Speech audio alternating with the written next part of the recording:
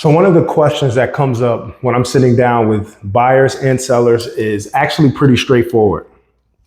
Joshua, how do you get paid? And I think that's a question you should ask. If you're hiring someone to represent you in one of the largest financial transactions of your life, you should understand what their services cost and how they're being compensated, and who is responsible for paying that compensation. Because there are two things that I still hear too often, and that is the seller has to pay the buyer's agent, and using a buyer's agent is free.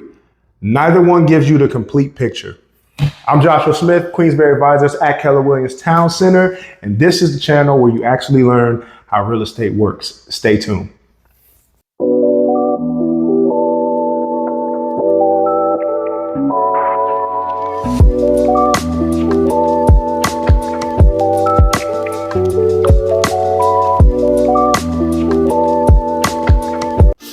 And that brings us to one of the biggest misconceptions. Does the seller have to pay the buyer's agent?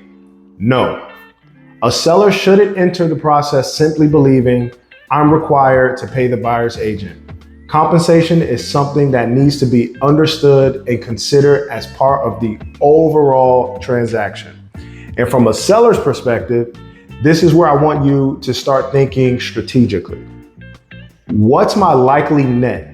What terms are being proposed? How strong is this buyer? What concessions are being requested? What does this entire offer actually mean for me financially? Because here's one of those hidden rules of real estate, okay? Price is only one number in an offer. You guys heard me say this before on countless videos. Now, buyers, I want you to be thinking strategically too. Instead of simply asking, do I have to pay my agent? Yes.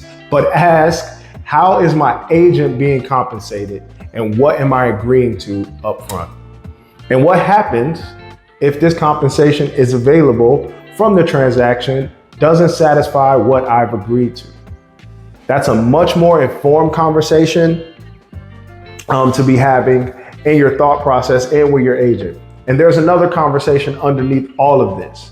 What exactly are you paying a real estate agent to do? What is their value? Why should you hire them? Because you're not paying me to unlock a front door. Opening a door is probably the easiest thing I do.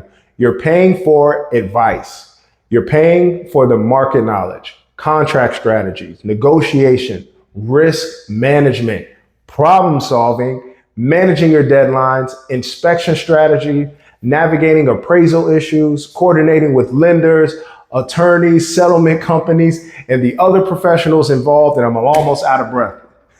And ultimately, helping take this transaction from just an idea to an offer, to a contract, to a successful closing, the representation, and whether you're buying or selling, I believe you deserve to understand that representation's cost and how it's being paid for. I do not, and I repeat, I do not believe buyers and sellers need to become real estate experts before they're allowed to make a move. That's our job, all right? As an advisor, ally, and advocate, that's my job. But I do believe you should understand the agreements you're signing, the decisions you're making, and where the money is going. Transparency builds the trust, and informed clients tend to make better decisions. This is what I'm passionate about. All right. I'm Joshua Smith, Queensberry Advisors, Keller Williams Town Center.